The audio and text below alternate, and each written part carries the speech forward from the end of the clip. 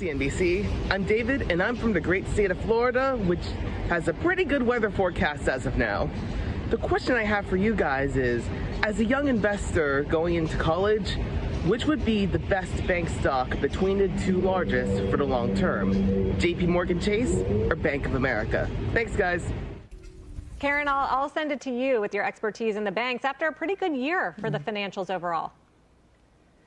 Yeah, pretty good year, but I'm hoping we're setting up for a pretty good year next year as well. It's a good question. I think it doesn't matter if you're a young investor going into banks or an older investor going into banks. JP Morgan and Bank of America, both excellent picks. They have just slightly different metrics. The PE of JP Morgan is actually a little bit lower than Bank of America.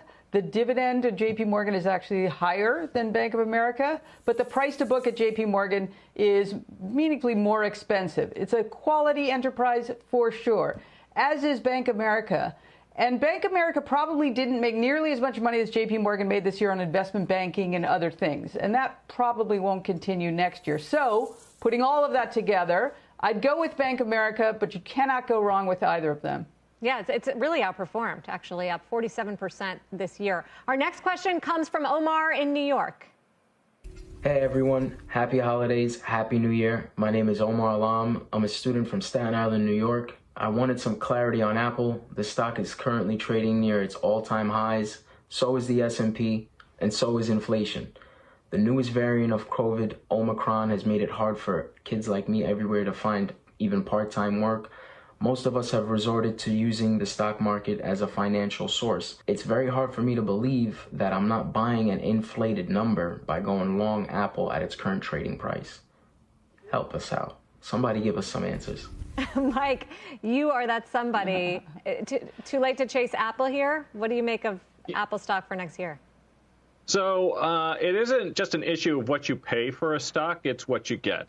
And if you take a look at three big sort of tech stocks that we could think about, Microsoft, Alphabet, which we also call Google all the time, and Apple, all of them are trading, at least relative to earnings, for about the same number. But the big difference between these three companies is that Google and Microsoft, you would expect to see significantly better EPS and EBIT growth. So to me, that is better growth at a reasonable price relative to Apple. So, if you're looking to invest, I'd probably pick one of those two instead of this one.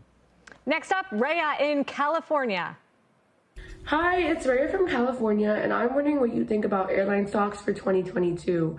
Because of Omicron, a lot of flights were delayed and canceled this weekend because flight attendants were getting sick. I was supposed to be on one of those flights. So I'm wondering, with this new surge, how do you think that airline stocks like Southwest, Delta, and United will be doing next year? Thank you and happy holidays.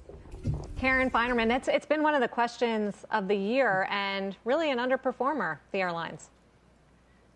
Yeah, well, Rhea, sorry about your flight, and for I don't know how many thousands of others. Really disappointing, I'm sure. But I think, when you look at the airlines, what happened this week or even this month, I don't think is really what matters. I think they reflect an expectation of what's going to happen maybe in 6 months or a year. And so I don't own any airlines because of how much debt they took on.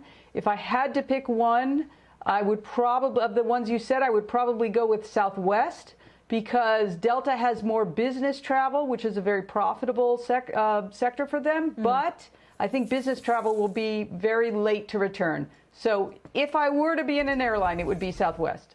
Karen, Mike, thank you both for taking the questions. Happy New Year.